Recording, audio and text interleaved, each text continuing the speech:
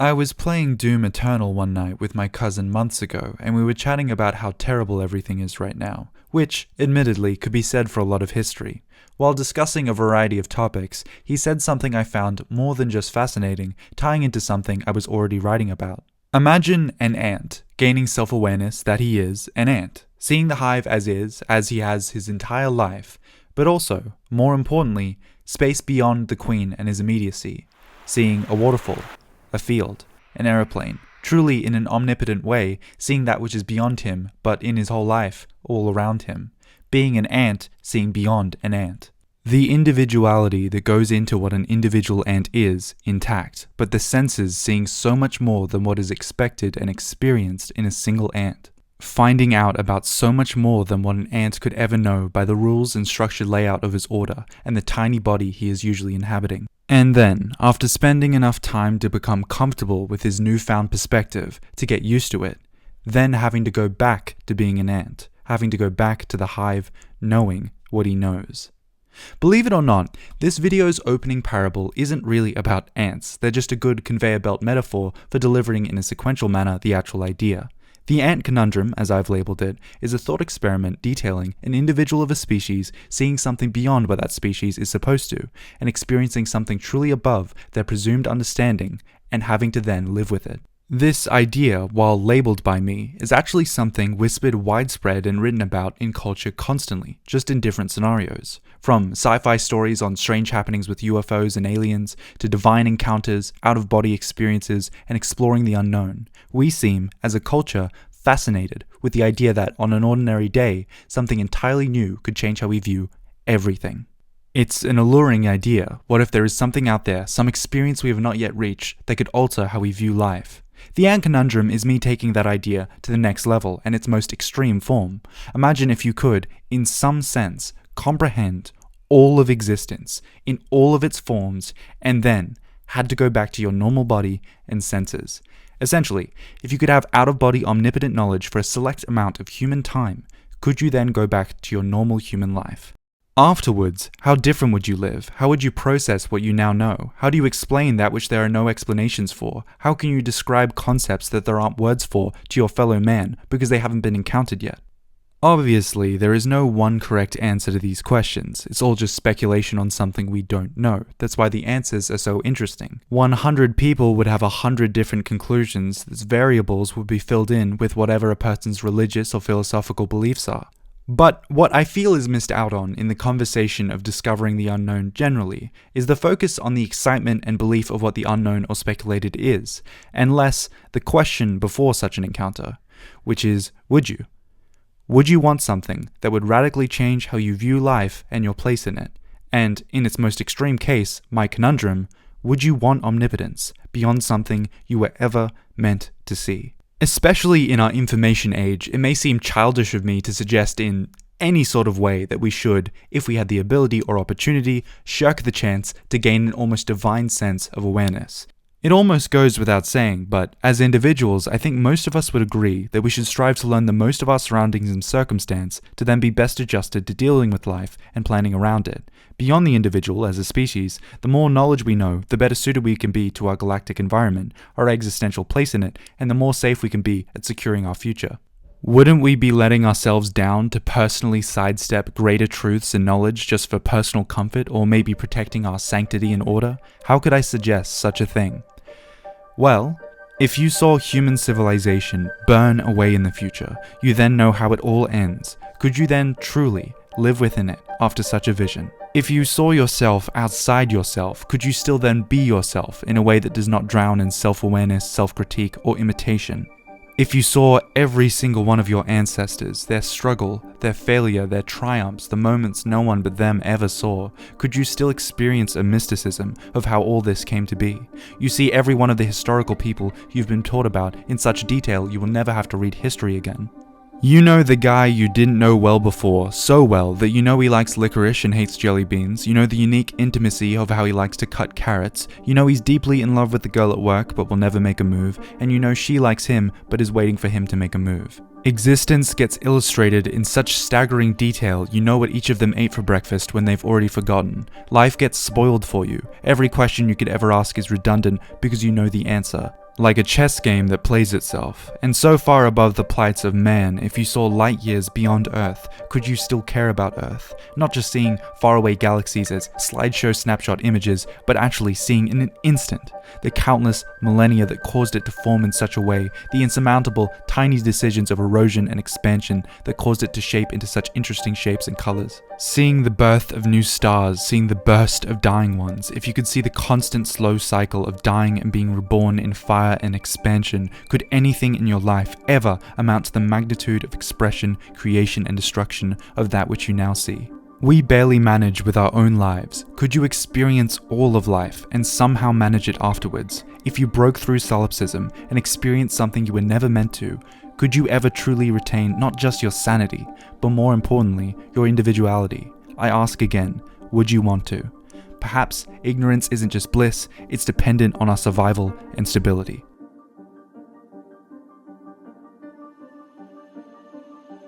I like Plato's Cave, but I have not liked what Plato's Cave has done. Hot take, I know, I'm a contrarian by nature. I get the allegory, and I really appreciate what it's done for philosophy and arguments in general. The Republic is a very good book, and the allegory itself is quite clever.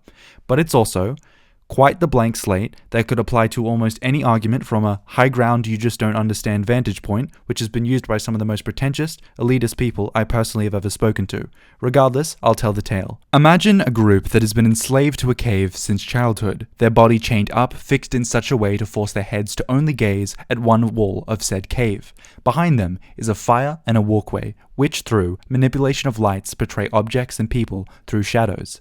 Their understanding of life and themselves is this wall and these shadows, and the noises they make alongside one another. It's all they know, and ever known. One prisoner is eventually freed and sees the setup of the fire. He ascends the cave, sees the sunlit landscape, and realizes his life in the cave was an illusion of true reality. He descends back down the cave to tell the other prisoners, but they won't listen to him. There is much more to the story, and it's actually much longer than all of its retellings I heard before I actually read The Republic, so I highly recommend reading it. But essentially, it's an allegory about how people would rather bathe in ignorance than trudge through truth. They would rather stay in their bubble of comfort than leave to see something beyond what they know.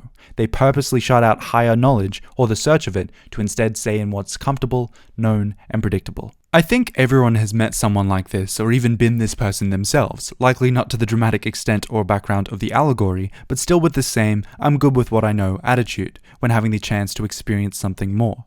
My favorite part of Plato's Cave is the pain of it, which I feel like has been lost culturally in retellings, and even in the quick summarization I just did. In the book, Plato describes the act of seeing the light of the sun as blinding.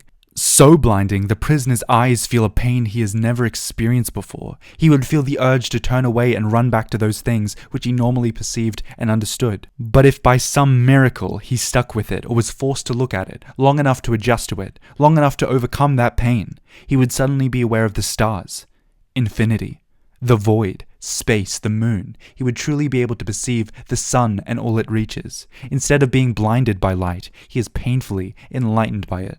He feels blind in the cave now, and his futile attempts to get other prisoners out of the cave highlight just how much he has learned by viewing its grace.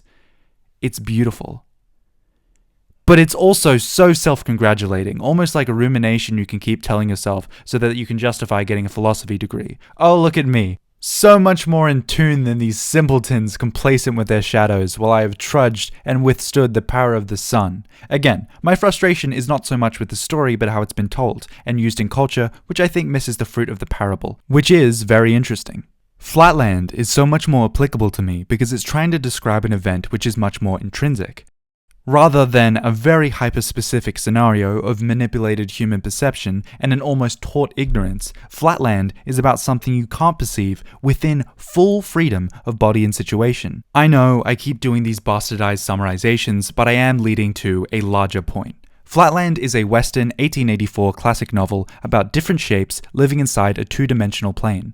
The book is quite funny, has a lot of social commentary, but more pressingly, is very casually existential. Even the premise itself kind of invites a reader to imagine what living inside a two-dimensional plane would be like, how different life would play out.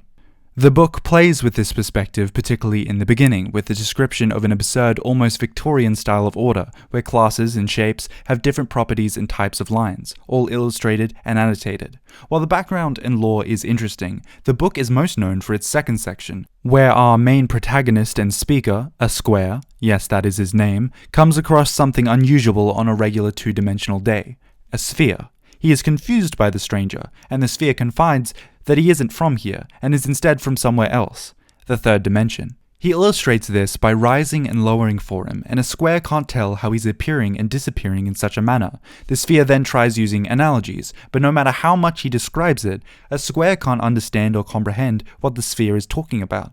Finally, out of frustration, the sphere lifts the square out of Flatland into the third dimension itself. The square at first believes he is in hell, and he can't believe what he is seeing, but as he adjusts to his new vision, the sphere teaches him about the third dimension, of light and shade and dimension. The square, once finally accustomed, views Flatland as poor and shadowy in comparison with the reality he was now in. Seeing himself in this new plane, he says to the sphere, "Behold, I am become as a god, for the wise men in our country say that to see all things, or as they express it, omnipotence, is the attribute of God alone." But the sphere counters him, saying, well, that would mean that all the cutthroats and criminals in my plane are gods as well. Your wise men are wrong. Essentially, awareness doesn't equal godlike divinity. The square then gets taught about the third dimension, society and culture by the sphere, and begins viewing him as a divine figure of knowledge. But he also begins thinking about how, if there is something dimensionally above Flatland, well, there must be something above the third dimension, maybe a fourth dimension, but the sphere thinks that's insulting, and exiles him back to Flatland. After returning, he tries in vain to describe the third dimension to his family, but he can't convince a single person, his grandson, his wife, that it exists or even have them understand the concept. He speaks to everyone trying to make them understand, but they just can't. They become frustrated with him, and he gets accused of speaking out against the class structure, beliefs and hierarchy. He admits that he doesn't believe in any of that anymore, and is then imprisoned by the terms, class customs, and rules that he now views as incredibly frivolous and limiting. They view him as a threat to social order.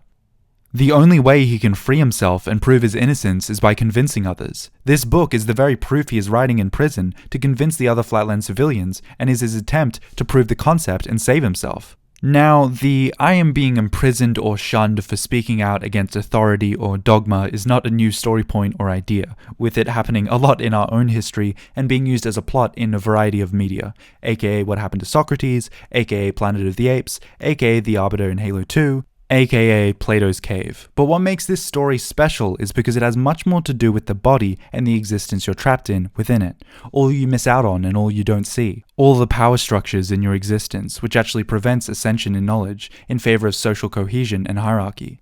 Then being confronted by something out of all known ordinaries, becoming free from that hierarchy of thought, and inviting endless possibilities of what life could be like, hammering home how restrictive existence itself can really be, just even more so with rigid social rules. In comparison to Plato's Cave, Flatland is the much more interesting, thought-provoking, and striking story and commentary. Your biology is deceiving you. Your comprehension is deceiving you. It's not that you're too busy looking at shadows, it's that your entire life will always be regulated to a cave. You can never be enlightened. You don't have enough autonomy to make that choice.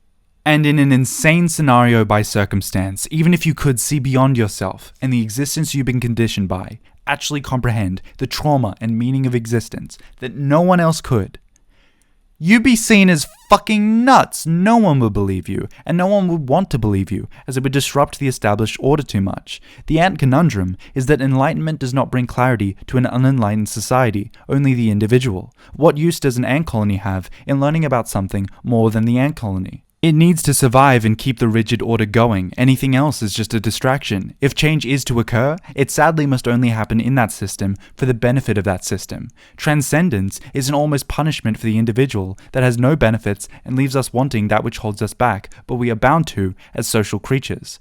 Wouldn't having that answer kind of break us?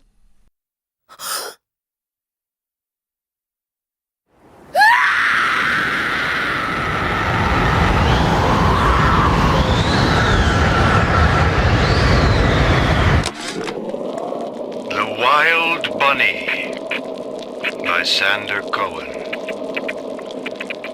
I want to take the ears off, but I can't. I hop, And when I hop, I never get off the ground. It's my curse, my eternal curse. I want to take the ears off, but I can't. It's my curse. It's my fucking curse. I want to take the ears off. Please, take them off. Please.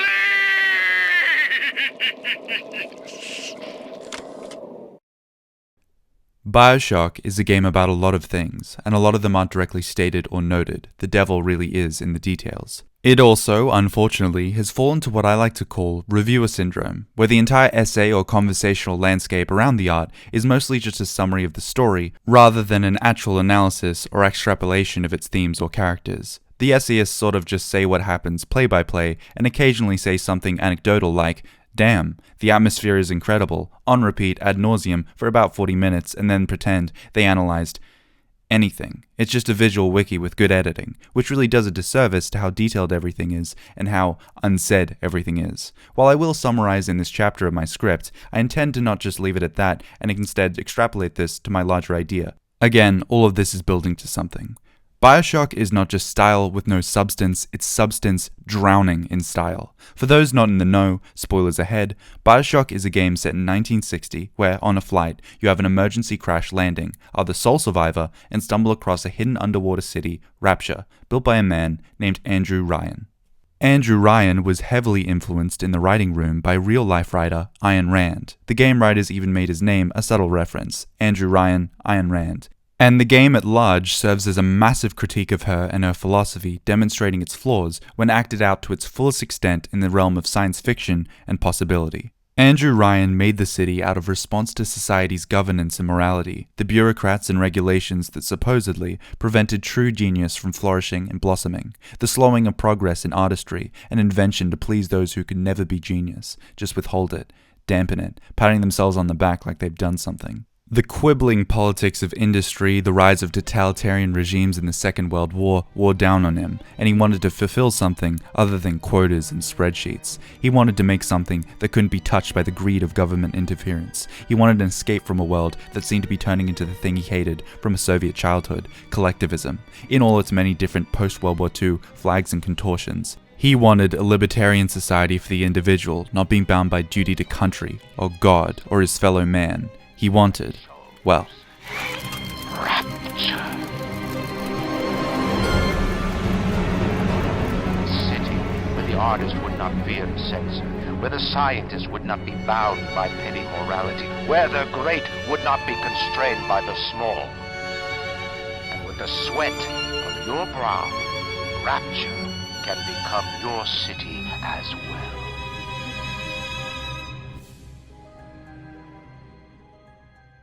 Within the span of about 10 years, it went, to quote my Australian lexicon, fucking bananas. The city fell into chaos and ruin, mainly due to drug addiction, class unrest, and new genetic manipulation, which led to a civil war between the city builder and the people, headed by a man named Atlas. You, along the story with Atlas, have to put an end to Andrew Ryan and stop his reign of tyranny. Or so it seems. While it is an objectivist Rand critique, it's really an over-the-top psychological deep dive into what the human condition looks like with no societal restrictions, and, in my opinion, the accompanying pain in realizing you can't ever truly be free.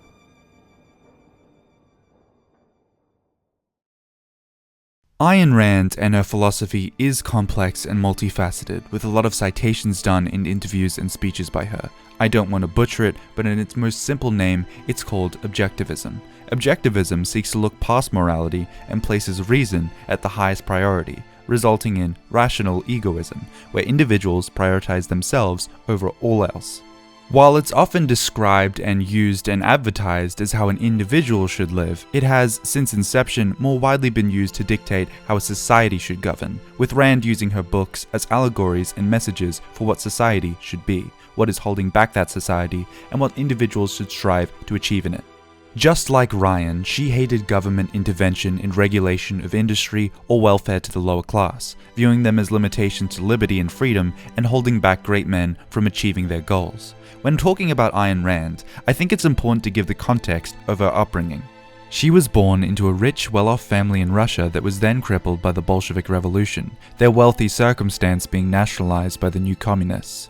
Growing up into wealth, then being crippled and fleeing the USSR to America, a land of opportunity, particularly in this time frame, it's understandable, even if you strongly disagree with her, like I personally do, why she would come to this belief, and even why she would push it so hard. She had everything that was promised and brought into, taken from her in policy by revolutionaries who brought hunger, famine, and a totalitarian regime. If you think I'm advocating for her, please wait until I'm done speaking. Just because I understand and seek to understand something doesn't mean I agree with it. I've been reading a lot of her books lately, and I have quite a lot to say of them. I promise this more largely ties into what I'm talking about. I would say the book that gives the most upfront and easy to digest form of her philosophy is The Virtue of Selfishness, which is a collection of essays and newspapers she wrote in her paper, The Objectivist. Before she goes into advocating for selfishness in the book, she describes it. When people think of selfishness as a concept, it's murderous brutes who trample over corpses to achieve their own ends, who care for no living being besides themselves. That's verbatim what she says in the introduction, I'm not paraphrasing. To that excerpt I say, who genuinely thinks of this gross, evil, absurdist caricature when thinking of selfishness? I read this paragraph in the book's opening aloud to a friend of mine, and both of us were so confused at why she thought of this as the primary example. Both this weird narcissistic, evil warrior conqueror or Rand's own polaric objectivist mindset is not what the common man thinks of when thinking of selfishness. I personally think of someone taking one too many cookies out of the cookie jar. Another might think of cutting in line at the behest of someone who is in front of you. It's minor, genuinely selfish actions that don't have ideology or mindset behind it. It's not even typically a characteristic of personality. It can be, but it's typically just letting impulse or desire guide you for your own means. This kind of writing, which takes concepts to their most extreme, exaggerated degree, is all throughout Rand's writing. I actually agree with some of Rand's morality sentiments, not particularly because of her writing, but primarily because I don't view selfishness as a purely good or bad idea. The hyperbole examples or concepts she gives aren't relatable at all, nor is this demonization of selfishness she proclaims is the connotation of the term in the public and our private subconscious. I am a selfish person. Sometimes I act purely out of my own interests, and sometimes I think I'm truly justified in acting in such a way.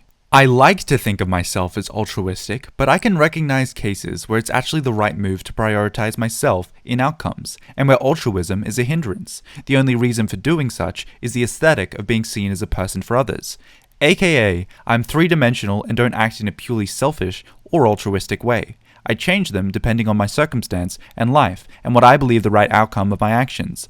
I wouldn't demonize one as a concept because they have their uses in society and individually. This is just one taste of what it's like reading her books. This philosophy is incredibly vague and hard to follow in reality with an overdramatic writer, which led to her doing cleanup after her books, in newspapers and interviews where she constantly has to clarify her position more thoroughly.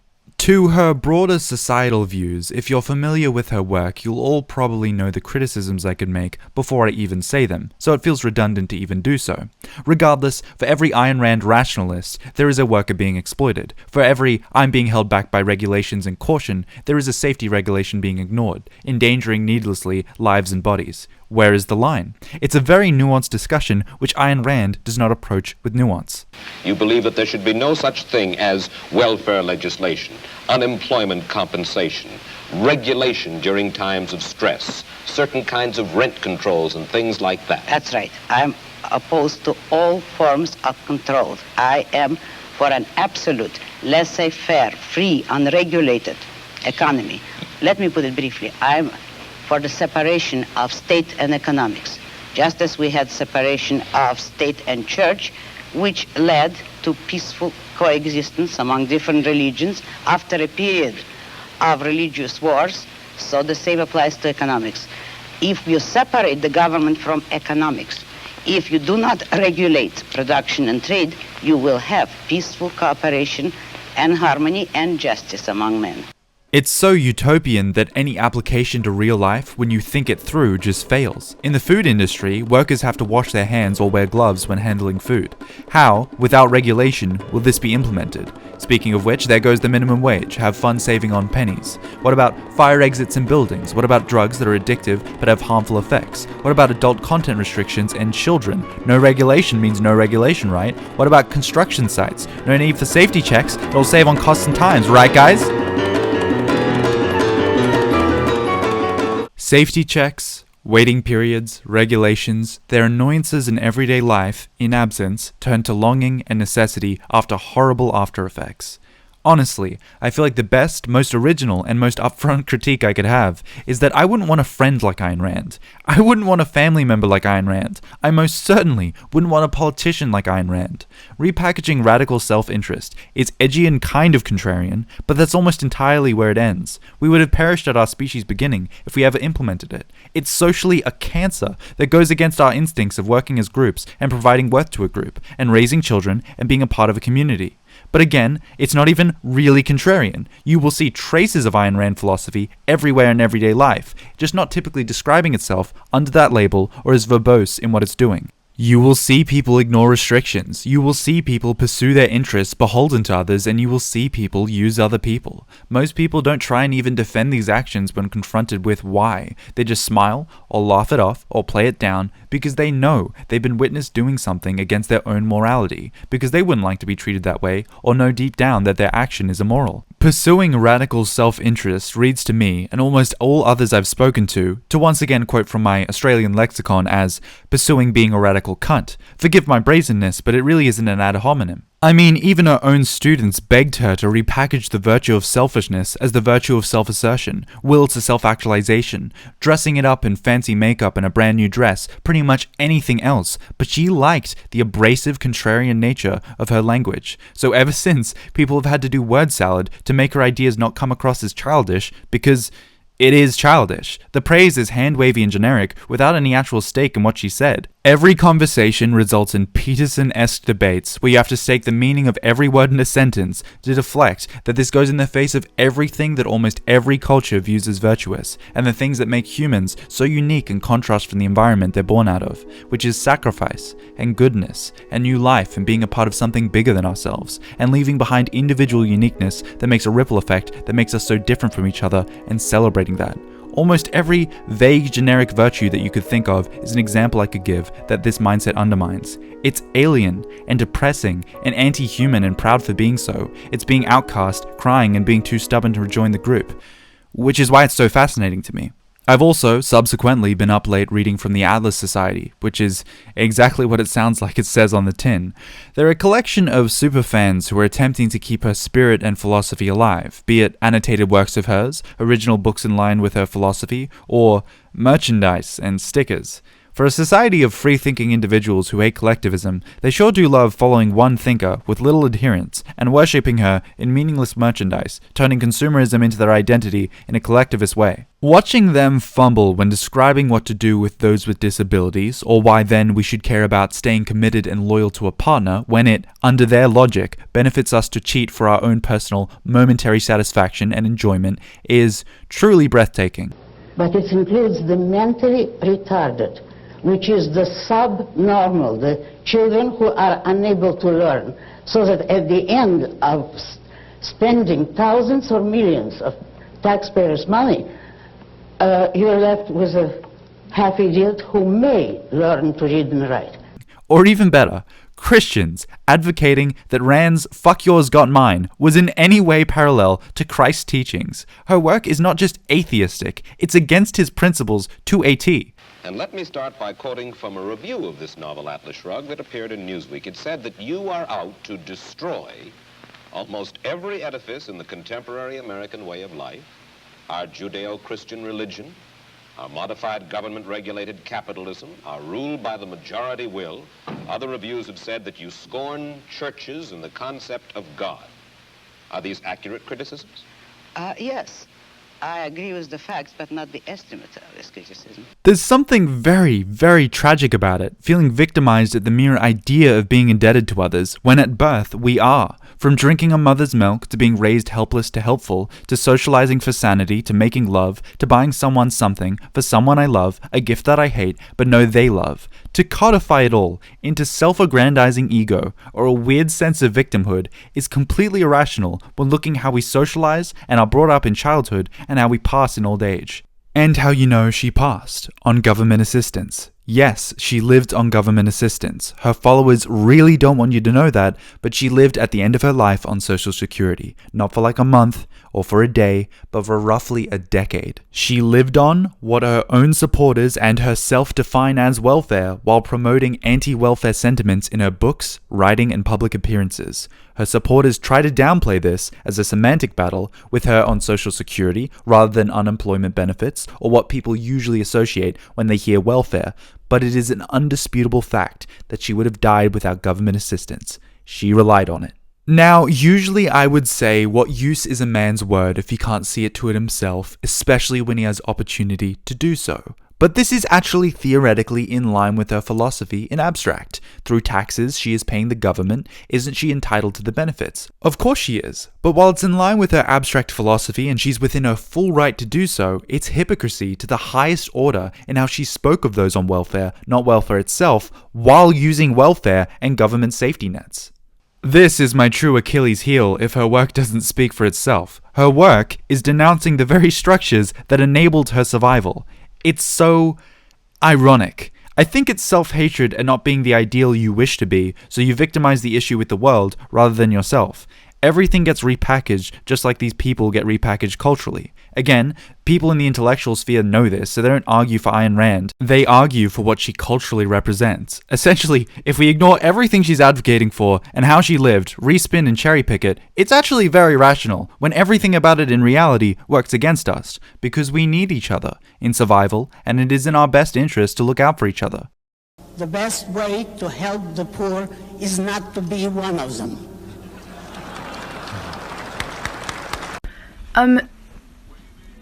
If you're homeless, just buy a house. It reads as a hatred on the dependency on socializing, on belonging to a group, and the responsibility and pain that entails. That's not actually systemic, even though she really wishes it is. That's in the nature of humanity. I think Rand fundamentally hates what humanity is, what the human condition entails, and wishes it was an ideal she knows it isn't. That's why her stories only work as allegories rather than solutions, why her work is draped in monolithic statues and appeals to the potential of man rather than what he is, and why her greatest and most popular critique is not verbal, conversational, or essay-like, but a lived simulation to see the grossness of her message realized to the utmost extent by people who would live in it willingly.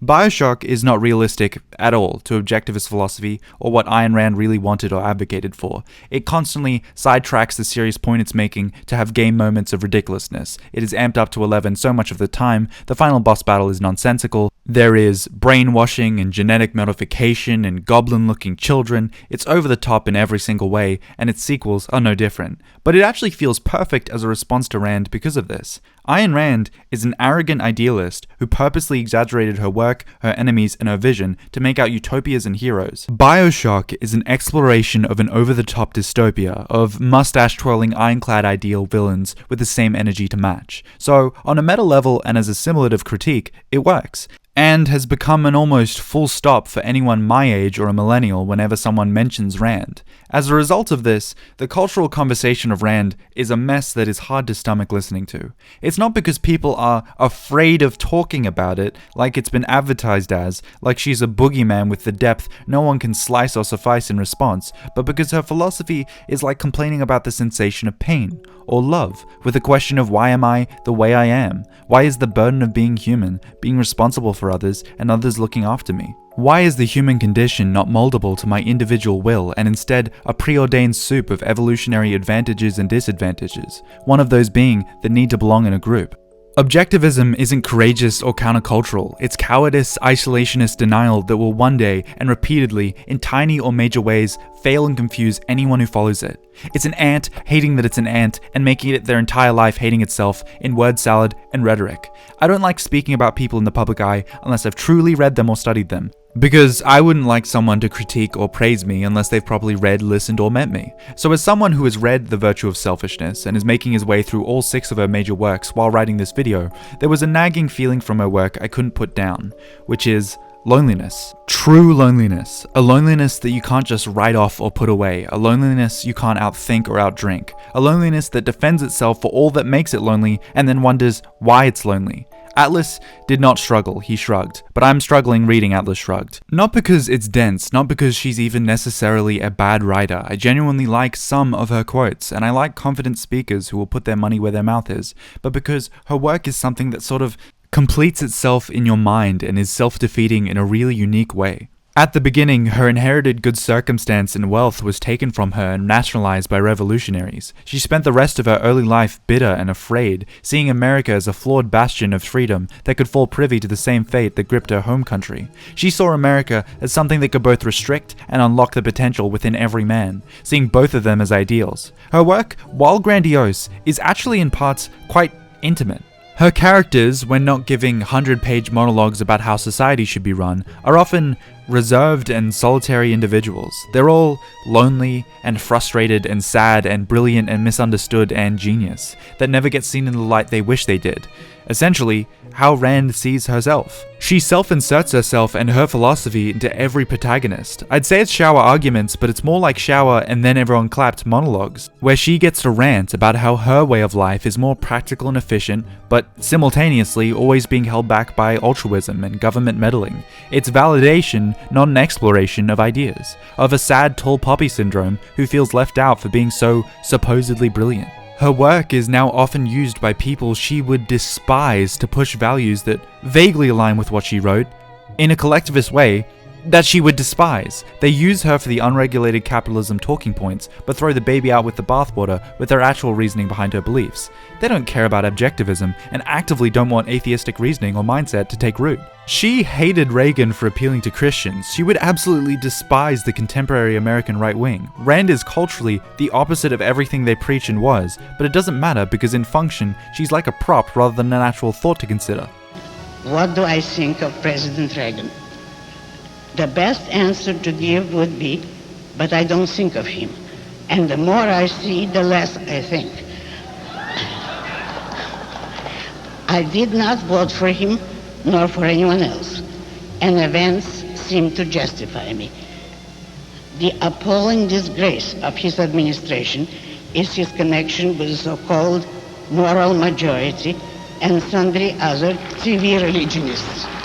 She kept writing and speaking till death about her philosophy and thoughts on culture, growing frustrated and horrified with Jimmy Carter and then Reagan. She slowed down writing in the 70s due to her husband passing away, her inner circle falling into a quiet room, and lifelong habit of smoking caught up to her in the form of lung cancer. America failed her. Her body failed her. Her movement then and since failed her. All she had left was ideals that she herself couldn't even see to, needing government assistance, needing altruistic help to avoid dying. She died alone, on welfare, with no children or partner, and her movement eventually being made into a Christian conservative talking point that any intellectual or philosopher actively does not take seriously, that she herself would have hated and in her time did. She since has been swept under the rug and made into a cultural figure that doesn't resemble anything like how she lived or preached. She's probably the loneliest caricature in culture. Why anyone would see her as an aspiration is beyond me, because her aspiration is beyond her. It fundamentally isn't her. She lived for ideals that were never lived out. The byproduct of her work is some good quotes, fanatical collectivist followers, and a cherry-picked advertising support group of people she would have hated. It's hatred at humanity, self-guilt, and self-loathing repackaged as virtue, idealism, and a North Star. And it's not actually a characteristic necessarily unique to her. Elizabeth Holmes fed into, made, and manufactured a salvation to rigorous testing in the form of a machine that would diagnose a patient with just a single drop of blood.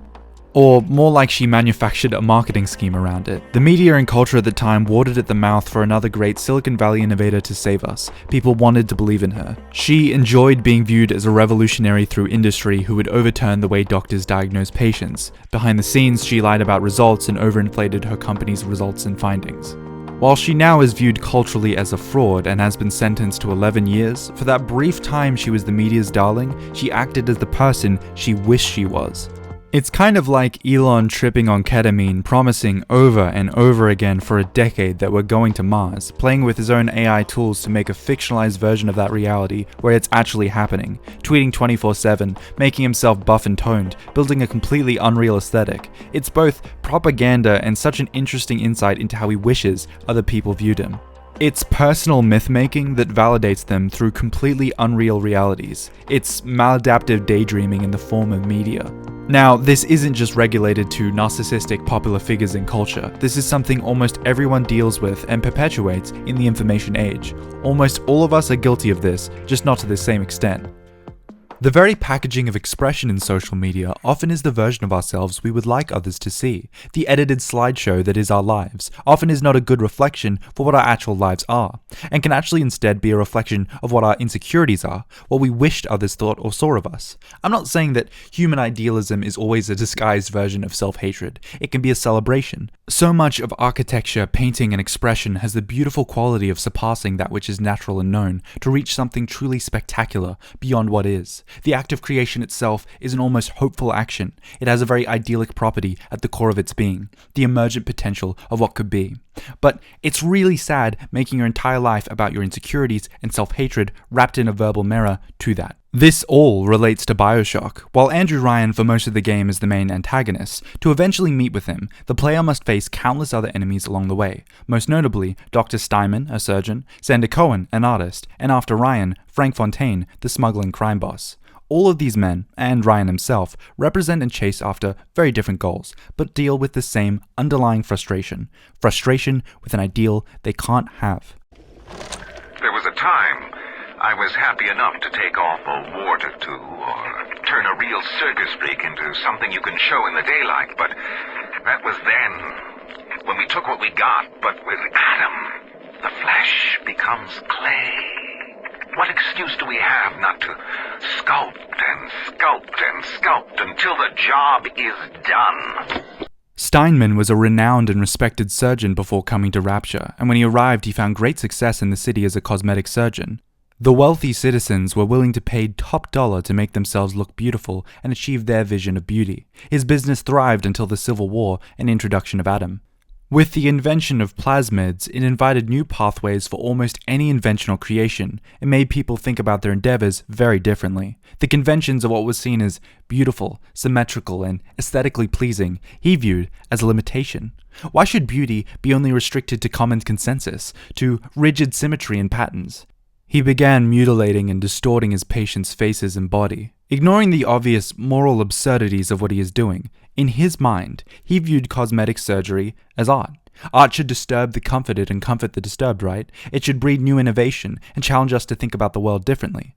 But Steinman obviously isn't comforted. He is distressed. Of course, it's the Adam addiction ruining his brain. He is tripping seeing Aphrodite roaming the halls, but also because he knows deep down that what he is doing is wrong. He just hates what's right.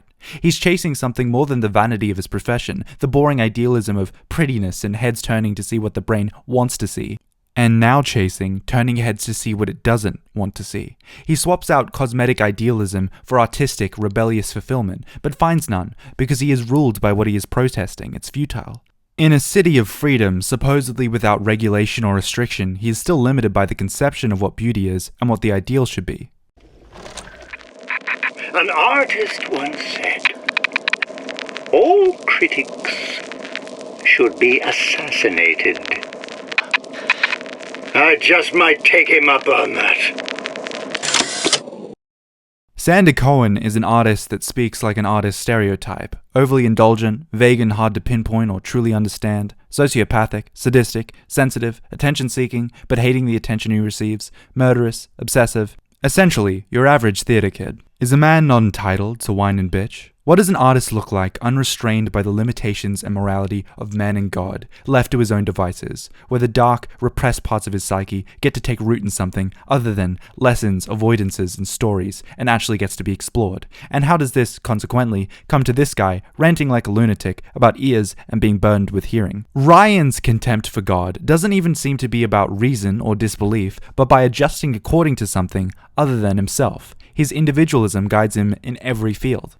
It's not solipsism or a grandiose metaphysical statement, it's a rejection that, should such a being exist, I have to adhere to it. Cohen, in his rants and obscure art, is much more concerned with the human condition and, more importantly, perception. He is isolated but needing people and an audience to accept him and adore him, but he's also terrified and angry about being disliked or doubted. To me, this rant, the ear rant, is quite clear. You can free yourself from any system or situation. Start the anarcho-capitalist underground city where you can binge drink, go insane, give yourself superpowers, and fuck anything that walks. But the itch of being restrained doesn't end. You'll still be bound by flesh and blood, by trivialities you know are trivialities, by shitting and pissing and gravity and oxygen, the hum of the ocean beside you, the withdrawal the day after, the eyes of others, the need to have those eyes on you, your ears. Wanting anything more than this isn't natural. It's wild, estranged, and lonely in a way that will never be articulated, only masked and transformed into pride and ambition and monuments, a city and art. Like who built it, like what in real life inspired it. While the rant is obviously a Van Gogh reference, with an artist feeling the need to cut ears off, it more so demonstrates Cohen's impulsive and childish temperament. Other people become pawns to his artwork, mutilated expressions of his frustration with life and his ego. His introspection is overly dramatic, loud, and needy. He doesn't want an audience to understand his pain. He wants them to view it without objecting. He doesn't adhere to or even listen to criticism, just like real-life Rand. He wants to cut the ears off but keep speaking, and is in a constant state of hating and loving, being a deer in headlights. Oh God, you sick fuck, let me out of there!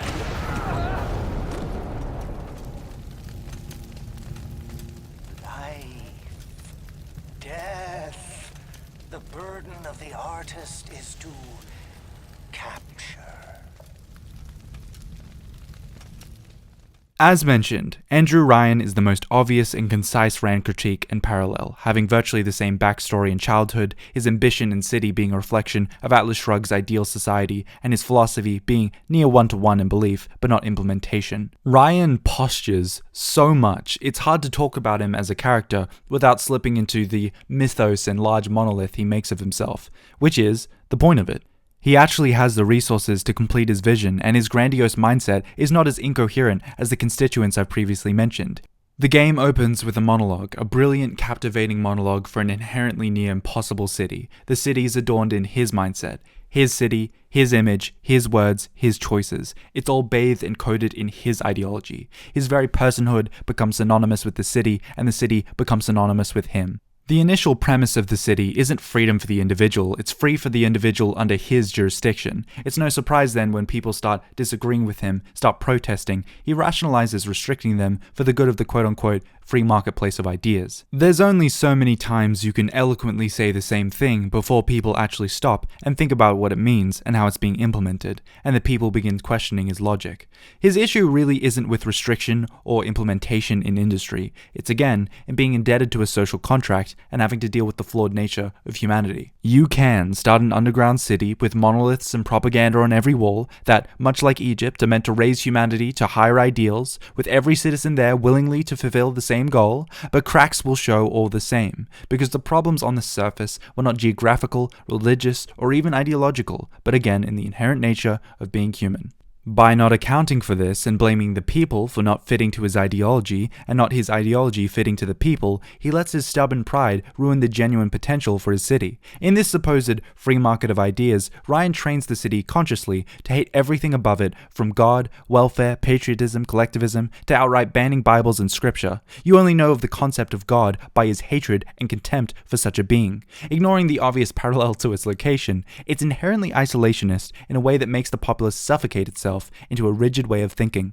That is anti-human both in logic and experience. They never get to properly see the sky, just musings and paintings of it. He says a man chooses, but children born under Rapture have no choice. He removes all alternatives except Rapture, which is adorned in its own propaganda. You can't leave the place, and he throws a fit when people begin to think differently. In the book, he literally says, I may have picked some people who were not as like-minded as I'd hoped. Everything he builds is supposedly out of order and reason, as you're surrounded by chaos and dystopia, the aftermath of everything he stood for. The audio and words plastered around inherently fail to convince you as you stand in what they created. And even amidst his failure, he repeatedly, in the lead up to it and afterwards, blames the parasite working class for revolting and cutting corners, as if the flies that ate the corpse is what killed it. The death penalty and Rapture. Council's in an uproar. Riots in the streets, they say. But this is the time for leadership. Action must be taken against the smugglers. Any contact with the surface exposes Rapture to the very parasites we fled from. A few stretched necks or a small price to pay for our deals. I'm beginning to see why half of the reviews are summaries now. This is quite tricky to quickly run through, but a part of Rapture's experiments was genetic mind control. Our player character was one such experiment. He's actually a secret son of Ryan's that has been trained to follow instructions by Atlas to kill him through the phrase, "Would you kindly?" I'm butchering it, it's a very good twist. Ryan orders us to kill him to prove that we're just a slave and he's above us as a point. Dying as he lived, angry, stubborn, monologuing and babbling to himself about his ideals. Now, Frank Fontaine doesn't really have a grand ideology or higher ideal he's working for, or at least one explained to us in the story. I could stretch his smuggling endeavors, but it's more so that he utilizes the need citizens have for a revolutionary working class hero against Ryan to gain power, mainly through his alias, Atlas. You might hear things about me, see my name about, think what you will. There was a time I cared about politics.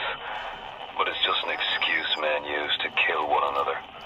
I'm done with all that. I just want to see the sunlight again. Atlas is a mostly faceless figure of rebellion in Rapture. He is the poster child of class resentment. Atlas is a more palatable, marketable, and moldable version of Fontaine's need for control of Rapture and dislike of Ryan. People almost project their wishes on his vague, anti-Ryan sentiments and figure. Maybe after a revolution, this place could be a utopia. Maybe this place could be free of the ideology of its inception and actually become a place of retreat from society above. His real plan is to overthrow Ryan, go back to the surface with all the new inventions, mainly Adam, and make a fortune.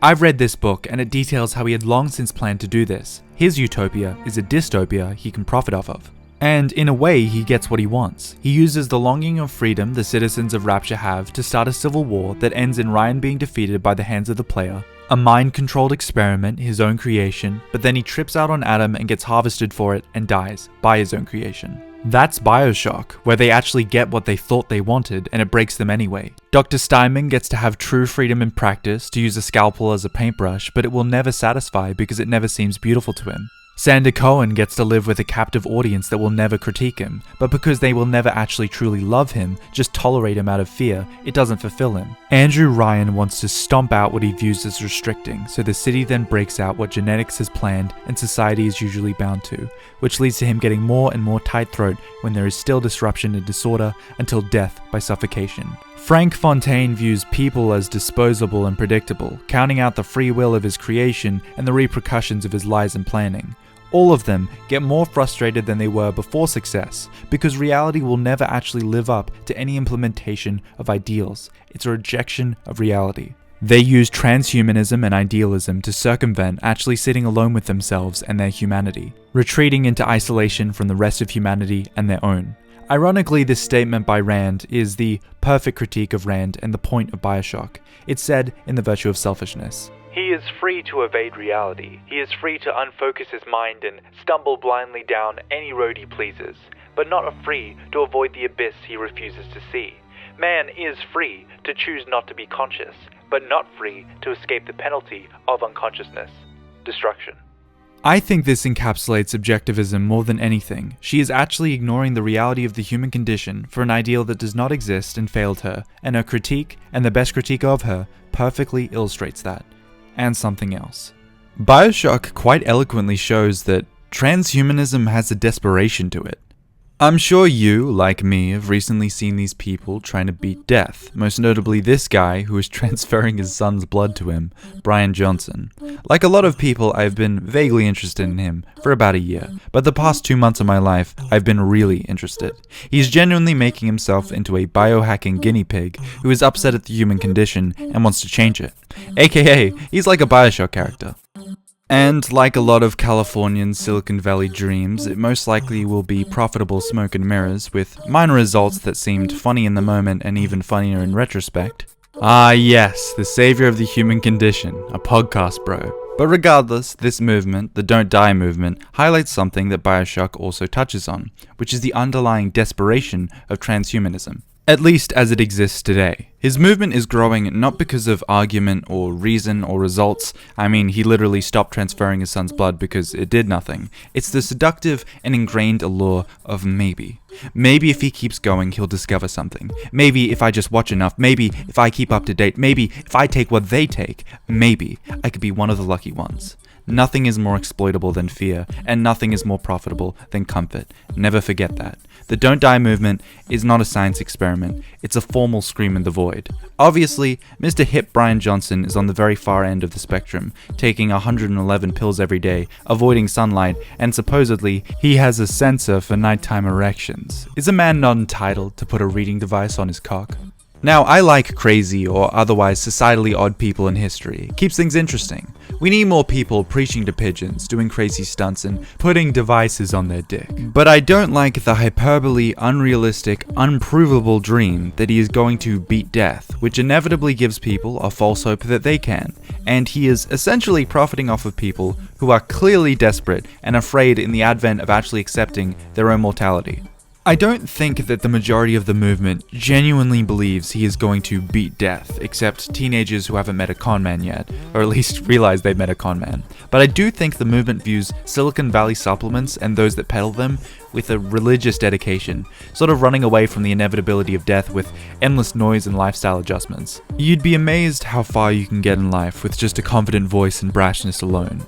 Or I guess in a modern context, a good editor and extravagant out-of-ordinary lifestyle. Quite often these types talk about AI as the actual savior, in the emergence of a superintelligence who will take care of us more than we can take care of ourselves, or give us some form of immortality through a digital consciousness. The supplements and lifestyle are meant to prolong life until something like this happens. I want to remind those that have drunk this Kool-Aid that people have been trying to beat death since Gilgamesh. This is not really a new concept. Every generation has this. This guy is just loud.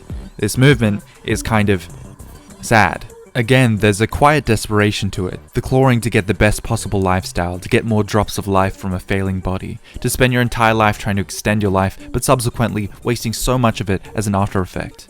The fuel and motivation is, of course, incredibly relatable. That paralyzing feeling that time is running out, seeing a wrinkle that wasn't there before, getting more and more grey hairs, it's being 40 and still feeling like you're 20, it's wanting everything to stop, but it just keeps going. Oh god, is life just one long Family Guy cutaway gag? But spending your entire life trying to beat the human condition, is that freedom from the human condition? Aren't you then more ruled by it because your entire life is based under a fear of death rather than enjoying the life you have? Becoming a guinea pig to the desperate need to keep going, to become tests and data and results and setbacks? I don't really see confidence in this movement. I see fear and prolonged adrenaline turned into an advertising campaign. Isn't that just extended denial? Isn't that just...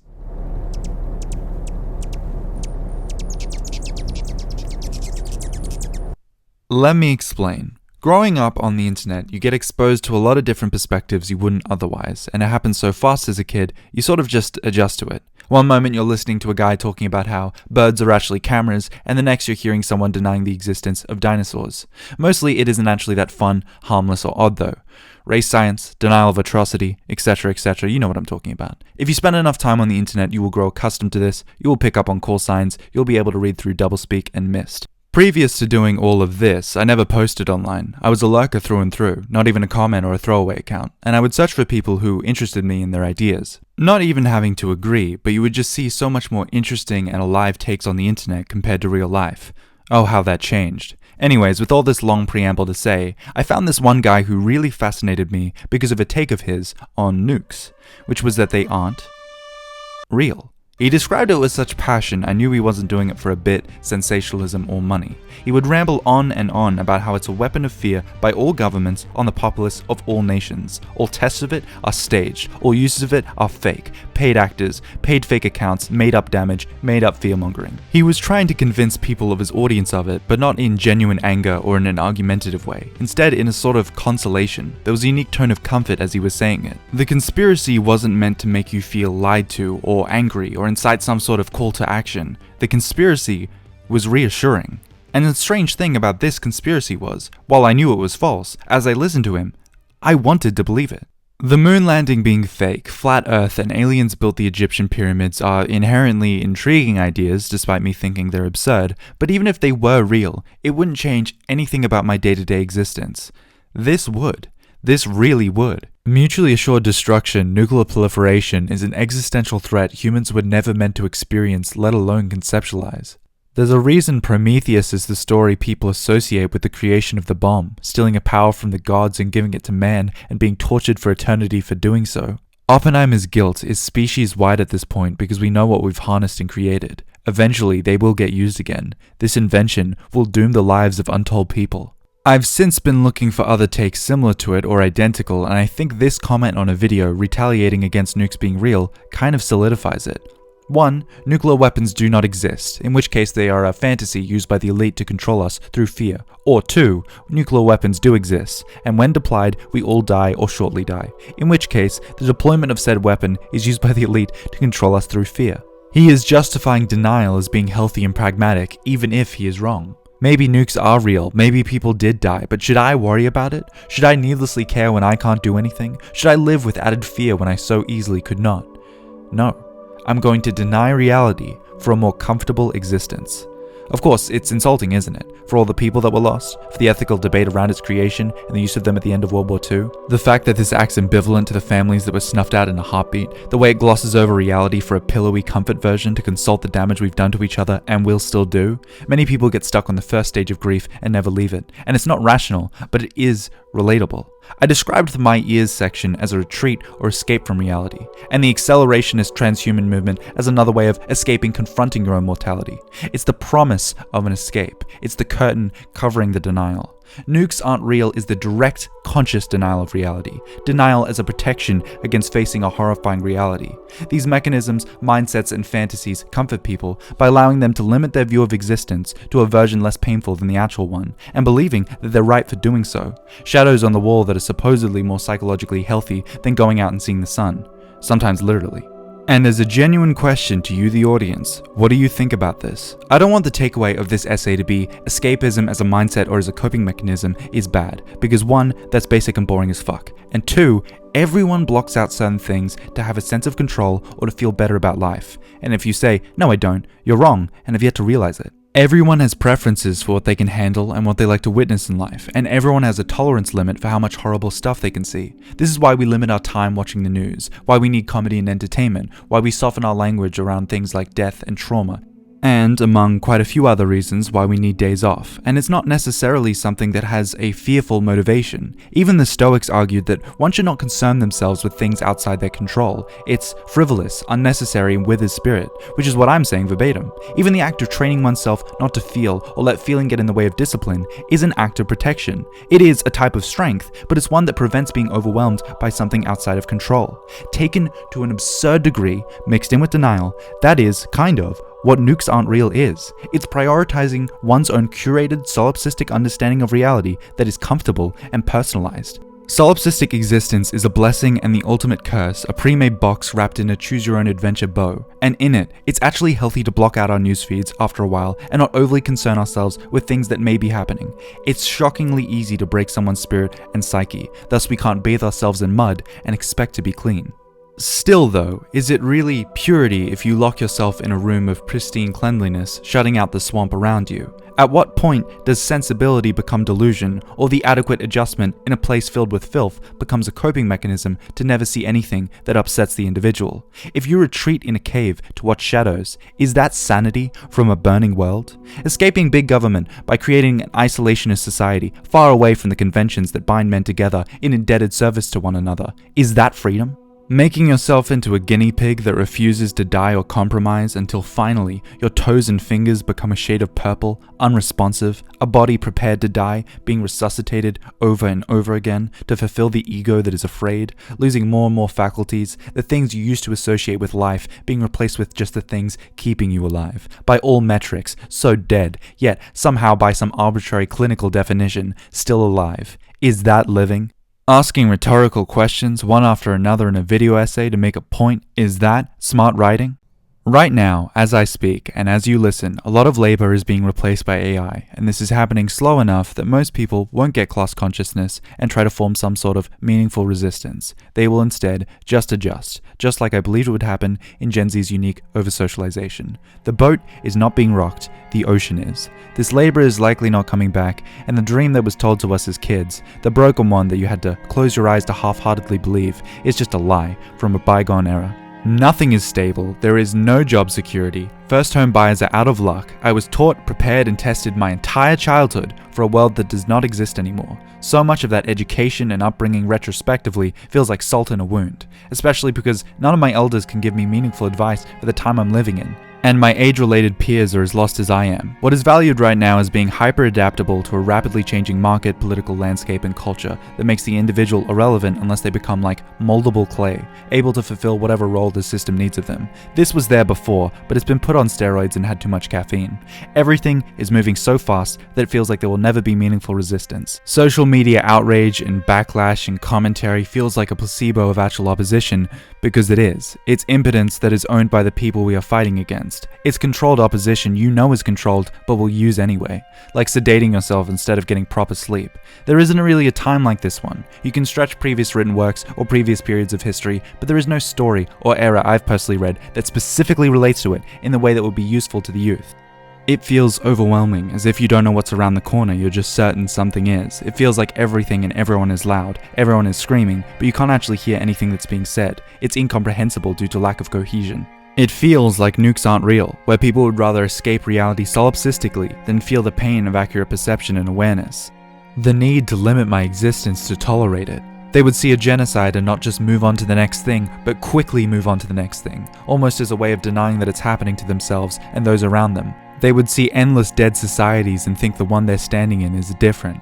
They would see a nuclear Armageddon and not care about it until it hits them. It's like the person who was always considered attractive their whole life, seeing their first grey hair and feeling an almost childish but still very real betrayal within their own identity, because their whole life they thought they were going to be a special case and time wouldn't catch up to them as it had other people, even though they knew it one day would. And longing to be young again when they could still deny it to themselves, deny what they knew was coming, telling themselves they will be different and still believing it. Speaking of transcendence and things ramping up, or more specifically, the need to have things ramp up, much like there is a desire for acceleration to transcend the human condition or our current trajectory. A lot of people, juxtaposed, fetishize the end, whether it be death or more commonly a societal collapse. This isn't as well thought out or clearly expressed as an ideology, but more like a sentiment or expression that's all over social media, art, and culture. People often, in a very strange way, desire collapse and catastrophe. This is because 1, our brains like drama and new big events. Every time something awful happens, we almost excitedly want to talk to someone about it, which merges perfectly with how social media works, and it's in cultural art because it's really good for storytelling and setting. But also 2, I think people are terrified that this is it. This day in day out news cycle, the feeling like it's not going to end, the planned obsolescence of our products, a new phone every year, a new set of politicians serving the same system with the same interests, with similar results, feeling jaded, like every day is the same, but things aren't staying the same, doing such mundane things, day after day, prolonged, never fulfilled or rectified feelings of injustice at world events, everything feeling inconsequential on a grand scale, it all builds on top of each other to produce a need. If nukes are real, please nuke me. These collapse people commonly believe that if a collapse were to occur, their ideology or political system would rise from the ashes, which is very wishful thinking. They for some reason think that people in power wouldn't ensure their own safety and foothold on resources, or it would somehow vanish without the stability of a system. In reality, the people you likely want to protect the most would likely suffer the most. Quite often, it isn't even that though. They want nothing to rise from the ashes. When I look at the collapse mindset, or more accurately the desire, I see a burn baby burn mindset to see it all go down in flames. Anger mixed with a nihilistic, personal contempt for the system, and feeling like a kamikaze is the closest thing to revenge or justice for what we've done to each other. Anything but this. And even the desire to have all of this end is, in a way, a denial of reality. They're so hyper-focused on collapse, and they spend their entire lives longing for it, that they don't actually live. It's another type of accelerationism that is escaping into a longing for the end instead of a longing for a new beginning. What society are we making that produces such mindsets even in a minority of people? And why are we so concerned about escaping or denying the human condition or our reality? You can argue that it's specifically this time frame or this era, general upset at the human condition, the curse of knowledge, or it's simply being the hedonic treadmill, wanting something different. But I think it's a survival mechanism. Deep down, I know this isn't true, but I need it to stay alive and sane. An atheist might say that the concept of the afterlife is a coping mechanism from the pain of existence, and many people throughout history have thought the same thing. Marx talked about religion as if it was an opiate to the masses to make them okay with working miserable lives for little reward for the rich elite. It's a carrot on the end of a stick to make people complacent with how unfairly rigged the world is for the bourgeoisie. Sure, the global rich elite is a bunch of corrupt deplorables, and I know this, and at this point I know that they know that I know, and it's so blatant that it's kind of accepted that they get away with it, and there's never justice, no matter how much comes out. But if I just keep my head down and live virtuously, I will be rewarded in heaven for never retaliating against exploitation and corruption, while the elite class live unvirtuously without real consequence. What a comforting idea. I see no problem with this. It's understandable why people deny reality when confronting it. It has no real advantage or benefit, and it's not liberating as it's often been advertised. It's a weight around the head with no point or place to lighten the carry, let alone exhale. In many cases, it can break people. Have you ever heard of shit life syndrome? A term psychologists came up with where no matter what advice they give to a person, their lives are fundamentally so disadvantaged or filled with pain that no advice or clinical help could really make a meaningful dent or improvement. You know, you can't live, laugh, love your way out of crippling poverty. Now this, admittedly, is a very rare case. In most situations, there are options with whatever ailment befuddles or affects them that can help them out of a hole. But situations like these do exist. Conventional or academic conversations can't help some people. They just have really shit circumstances. Either illness, home life, or relationships, which you can't really just talk through or medicate.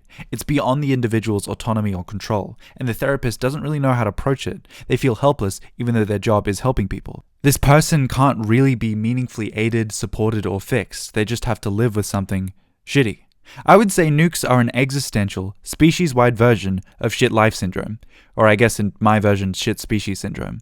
I will, for the rest of my life, be horrified by the potentiality of nuclear war and what could happen to our people and planet and what already did. No amount of help or probability statistics will ever really console me. I just have to live with the fact that on a random Tuesday, due to events completely outside my control, it really could happen. It doesn't break me. I don't think about it 24/7. But when I do think about it, the consoling advice feels inadequate to deal with a nuclear Armageddon. Like the hum of a fridge in the middle of the night when everything else is quiet. You just have to learn to live with the noise and go to sleep. You can't shut off the fridge. So many people busy themselves with other noises to drown it out. Most people don't feel in control of what happens in society or feel like they have a real voice, so they limit their view of it or put another one in view to stay sane and feel in control. I mean, how could someone bear with that noise? How could someone sleep listening to it consciously? How could someone be hopeful in a world that could end at any minute? How could someone look at the sun and want to comprehend its meaning when it's so painful?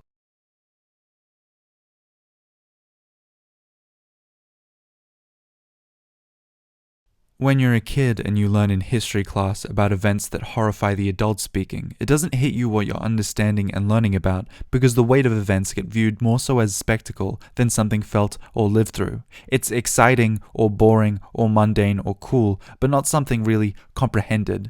The loss of life, the abuse of life, does not hit as hard as it should because you haven't lived enough to know what it's like to lose it, or the fragility it really is.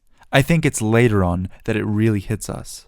I grew up as a Christian, and I actually had a very nice and spiritually enriching upbringing in it, which I know a lot of people didn't with religion. I'm not speaking for anyone other than myself. While I'm agnostic now, I still love certain parts of Christianity, and probably always will. I love the music, I love so much of the art, I love the communal setting, I love how, again, just in my experience, kind and welcoming all the churches I went to were. I met a lot of really good, intelligent people in my education, made so many friends, and I will always be grateful for that. And as you can probably tell from a lot of the strange ways I word things, I love so many of the New Testament parables and stories. I'm not here to convert you or anything, again, I'm agnostic now, but I want to elucidate something interesting that younger me constantly thought and wrote about. Yes, I wrote shitty poetry and writing. I was on poetry and writing sites at a young age. I have always been like this. It's terminal. And no, I will never show anyone these early works. They belong locked away in a vault, or if possible, burned and never thought of again. There's I believe it's a Slavoj Žižek paragraph where he spoke about God that after I heard, I constantly thought about and couldn't ever really forget, both while Christian and now agnostic. Individual human life is so intense that even if God himself deigns to undergo it, it will test his faith to the point where he would not believe in his own existence. Now this is a really, really, really interesting quote. One, because, well, it kind of happens in the biblical story. Emphasis on the kind of. When Jesus is on the cross, dying in agony after being crucified, he proclaims, my God, why have you forsaken me?" This holds a lot of significance. Jesus is actually referencing an earlier part of the Bible written by David 1,000 years before Christ was born. Many people in the faith view it as an almost prophecy. Psalm 22 is about suffering and pleading to God for help, but receiving none, with this holding insurmountable weight now coming from the Son of God. The full paragraph, which Christ did not fully speak, reads, "Why are you so far from saving me, from the words of my groaning? O my God, I cry by day, but you do not answer, and by night, but I find no rest." Now, I don't believe at this moment he has suddenly turned to atheism in the ultimate crisis and denied his father's existence, but he is in such profound pain he just asks, why? Why should I suffer so much? Why am I in so much pain from my own people? Why are you not answering me? He does not doubt divine existence, he doubts the dignity and meaning of his pain. The most popular story in Western canon, and arguably the most iconic symbol in humanity, besides universal ones like love hearts, is one that says knowledge, even for the divine, does not save someone from the sheer agony that pain can be, even for the Son of God, especially for the Son of God. Transcendence, enlightenment, and an almost assured seat at the table does not save someone from the horrors of what the human condition is. God himself, in this moment, is comprehending what it's like to live as his own creation, and is in a sense questioning himself and his judgment. It's probably the most human moment from divinity in the story. And when I first heard this, it reminded me of another quote I heard. Like a lot of my quotes I use, I don't know where I found it. I apologize profusely for not knowing. I've been reading for years, and when I was younger, I would write them down sometimes authorless. Anyways, the weight of human existence is so absurd that almost every response is understandable or justified.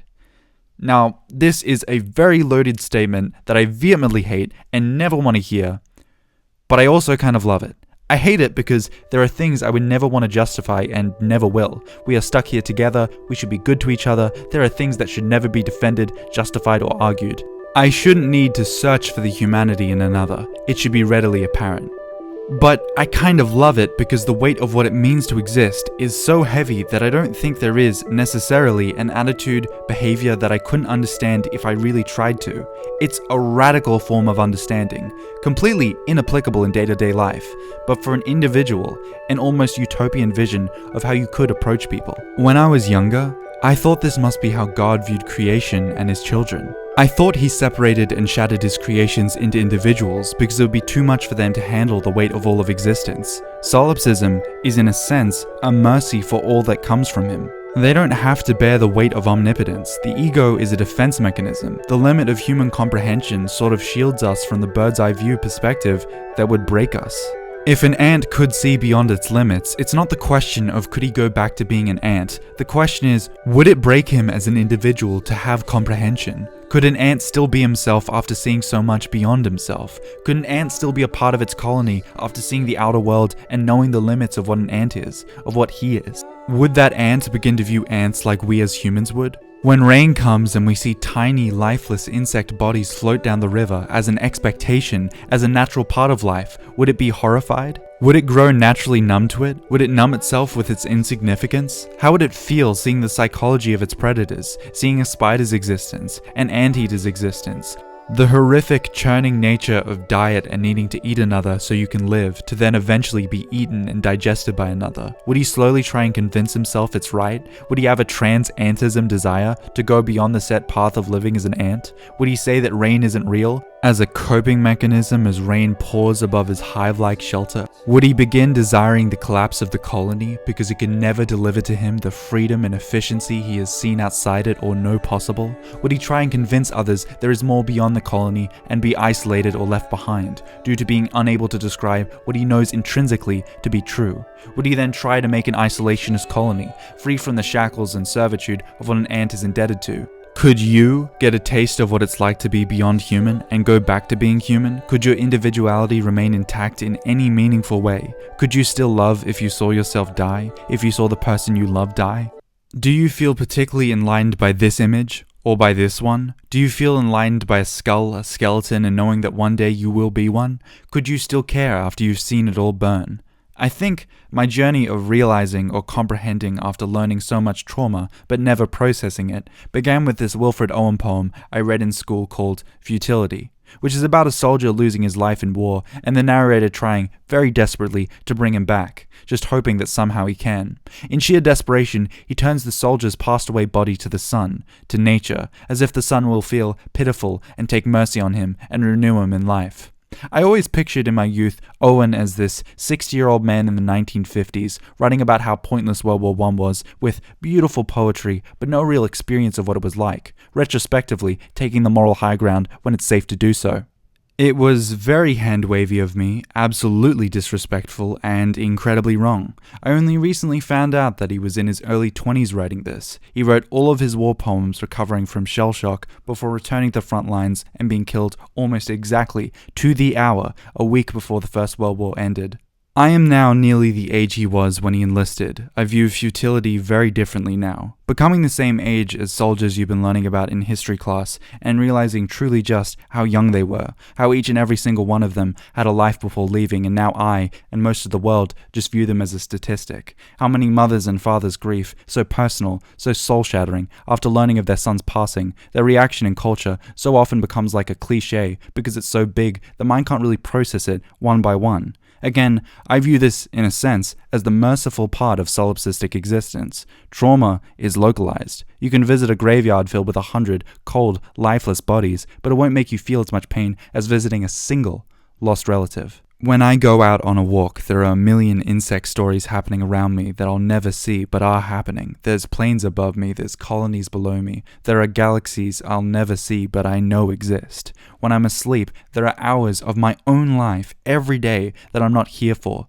So much is happening all the time, but I'll never see it. I'm restricted by this body to only be conscious of it when it allows and what it allows. This, too, is viewed by me as the unique burden of omnipotence and the unique mercy of solipsism. As I look at an ant colony all walking in line, they couldn't understand or comprehend what I think of them as I view them, and I can't understand what they must think in their limited view of me as a distant shape. I relate to how little I relate to them. I find a unique sort of common ground in the disconnect we both share. I think this is the closest I will ever get to godhood. Not the looming all-powerful being, but the one watching something radically different, trying to understand something so outside of oneself. Wilfred Owen's most popular poem, Dulce et Decorum Est, is a protest after experience warning against being told that war is some great adventure or honor, and then seeing it's hell on earth, losing your humanity from what you're witnessing, and being told it's noble. He details a soldier witnessing another who wasn't fast enough in putting on his gas mask after an attack and began writhing in pain as the gas suffocates him to death, drowning in fire. Limpless and lifeless, his body eventually gets put into a wagon like so many others, discarded all due to poor reaction time. The narrator deals with PTSD as the dead soldier haunts him in dreams, still seeing his agonized face, pleading to the viewer seriously not to believe the old lie that it's honorable to die for one's country. Often morally, there's the interesting question in love of would you die for me, but I think the question that is much more interesting is would you live for me? The survivor's guilt of having to go on, but not wanting to. There's no heroic self-sacrifice, there's no triumphant or urgent moral decision, it's just putting one foot in front of the other, for another, who will never see you're doing so. While writing this, I've been thinking a lot about expressions of realization and how much they have to do with light and visual perception. It dawned on me. I see it now. A light bulb went off. It opened my eyes. And the metaphors and associations of this are probably best exemplified in enlightenment, as in something that was once vague or unforeseen reaches a point of clarity or acute vision. So I ask you, in the same type of phrase as expressions of realization, when you've seen shadows all your life and finally see the sun, is that enlightening or blinding?